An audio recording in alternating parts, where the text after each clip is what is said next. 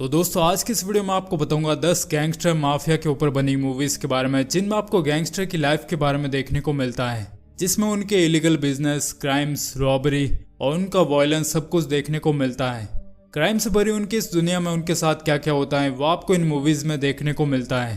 तो अगर आपको ऐसी मूवीज देखना पसंद है तो इस वीडियो को पूरा एंड तक जरूर देखें और चैनल को सब्सक्राइब जरूर करें। तो चलिए शुरू करते हैं। नंबर 10 पर आती है कार्लिटोज वे। फिल्म की कहानी में कार्लिटो को दिखाया जाता है जो एक गैंगस्टर रह चुका होता है। जेल में 5 साल की सजा काटने के बाद उसका एक दोस्त डेविड उसे रिहा करवा देता है। कार्लिटो अब क्राइम की दुनिया को छोड़ना चाहता है और वो एक नॉर्मल लाइफ जीना चाहता है, जिसके लिए उसे बहुत सारे पैसों की जरूरत होती है। इसी दौरान उसके दोस्त डेविड की दुश्मनी एक इटालियन माफिया के गैंगस्टर से हो जाती है जो अब उसे मारने वाला होता है। तो कार्लिटो उसे बचा पाता है कि नहीं, और क्या आखिर में वो एक नॉर्मल लाइफ जी पाता है कि नहीं, वो आप इस फिल्म में देखेंगे। नंबर 9 पर आती है डोनी ब्रास्को।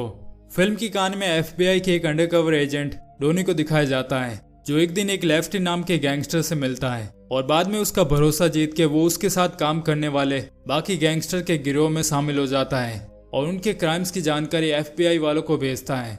और आगे उन गैंगस्टर के बीच रहते रहते उस एजेंट की लाइफ में और उसकी पर्सनैलिटी में क्या बदलाव आते हैं वो जानने के लिए आप देखें डोनी ब्रास्को। नंबर 8 पर आती है द डिपार्टेड। फिल्म की कहानी में एक अंडरकवर एजेंट बिली और दूसरा कॉलिन को दिखाया जाता है जो एक जासूस होता है। इनमें से एक फ्रैंक कॉस्टेलो नाम के गैंगस्टर के बीच रहकर पुलिस वालों के लिए काम करता है, तो वहीं दूसरा पुलिस के बीच रहकर उस गैंगस्टर के लिए काम करता है। और ये दोनों एक दूसरे के नजर में ना आके अपने काम करते हैं। साथ ही पुलिस को उस गैंगस्टर को पकड़ना भी होता है, लेकिन वो हर बार बच के निकल जाता है। तो क्या पुलिस उस गैंगस्टर को आखिर में पकड़ पाती है कि नहीं, और उन दोनों जासूस का आखिर में क्या होता है वो जानने के लिए आपको देखनी होगी द डिपार्टेड। नंबर 7 पर आती है लेजेंड। ये एक ट्रू स्टोरी पर बनी फिल्म है जिसमें 2 जुड़वा भाइयों की कहानी दिखाई जाती है जिन्होंने 1960 के दशक में लंदन में क्राइम की दुनिया पर राज किया होता है, जिनका नाम रेजी और रॉनी होता है। जिसमें रेजी लोगों की नजर में ना आके क्लब्स में बिजनेस के साथ साथ वो ड्रग्स की डील्स भी करता है, तो दूसरा रॉनी जो कि एक अग्रेसिव पर्सन होता है, वो हरदम लड़ाई करने व मारकाट में ज्यादा फोकस करता है। वो मेंटली थोड़ा ठीक नहीं होता, उसे गैंगस्टर बन के काम करना ज्यादा पसंद होता है। इन दोनों पर एक पुलिस वाले की नजर होती है जो उनके खिलाफ सबूतों को इकट्ठा कर रहा होता है ताकि वो उन्हें लंबा अंदर भेज सके और उन्हें सजा दिलवा सके। तो आगे उन दोनों भाइयों के साथ क्या होता है वो आप इस फिल्म में देखेंगे। नंबर 6 पर आती है द आयरिशमैन। फिल्म की कहानी में फ्रैंक नाम के एक ट्रक ड्राइवर को दिखाया जाता है जो एक दिन रसल नाम के एक गैंगस्टर से मिलता है और उसके साथ मिलकर उसके इलीगल कामों को करने लगता है। शुरू में फ्रैंक छोटे मोटे क्राइम करता है, पर फिर बाद में फ्रैंक जैसे जैसे लोगों को मारते जाता है वैसे वैसे वो लोगों की नजरों में एक हिटमैन बन जाता है और बाद में वो जिमी होफा के साथ काम करने लगता है जो कि एक बहुत बड़े क्राइम को ऑर्गेनाइज करता है। तो फिर आखिर में फ्रैंक के साथ क्या होता है वो जानने के लिए आप देखें द आयरिशमैन। नंबर 5 पर आती है अमेरिकन गैंगस्टर।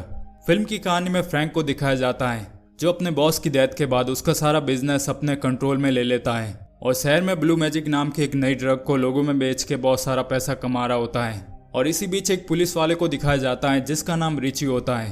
वो एक ईमानदार पुलिस वाला होता है। उस ड्रग की वजह से उसके पार्टनर की डेथ हो जाती है और अब वो उस ड्रग के सप्लायर को पकड़ना चाहता है। तो वो ये कैसे करता है और आगे फ्रैंक के साथ क्या होता है वो जानने के लिए आप देखें अमेरिकन गैंगस्टर। नंबर 4 पर आती है पीकी ब्लाइंडर्स। इस सीरीज की कहानी 1919 में बर्मिंघम इंग्लैंड में दिखाई जाती है, जहां में एक क्रिमिनल गैंग को दिखाया जाता है जिसका नाम पीकी ब्लाइंडर्स होता है, जिसे थॉमस सेल्बी लीड कर रहा होता है, जो अपने फैमिली मेंबर्स के साथ इलीगल बिजनेस रन कर रहा होता है, जैसे रॉबरी, रैकेटियरिंग, गैम्बलिंग और इलीगल बुक मेकिंग यानी हॉर्स रेसिंग को ऑर्गेनाइज करना, जिसमें लोग अपने अपने हॉर्स पर पैसे लगाते हैं। इसी के चलते उनका सामना वहाँ एक दूसरे बड़े गैंग से हो जाता है जिसे बिली किम्बर नाम का एक शख्स लीड कर रहा होता है। तो आगे इस गैंग के साथ और क्या कुछ होता है वो आप इस पूरी सीरीज में देखेंगे। ये सीरीज आपको बहुत पसंद आएगी, तो आप इस सीरीज को जरूर देखें। नंबर 3 पर आती है गुड फेलस। फिल्म में हेनरी की स्टोरी दिखाई जाती है जो बचपन से ही गैंगस्टर को देखा होता है और वो भी अब एक बड़ा गैंगस्टर बनना चाहता है। इसी के चलते वो एक पॉली नाम के आदमी और उसकी गैंग के साथ मिलकर छोटे बड़े इलीगल काम करने लगता है। फिर बाद में उसकी मुलाकात जिमी नाम के आदमी से होती है जो बहुत बड़ी बड़ी चोरियां और हाईजैकिंग करता है, जो हेनरी को टॉमी से मिलाता है और बाद में वे दोनों ड्रग्स को बेचने का काम करते हैं। और इसी बीच वे लोग एक क्राइम फैमिली के एक बड़े आदमी को मार देते हैं। तो फिर आगे उनके साथ क्या होता है वो जानने के लिए आप देखें गुड फेलस।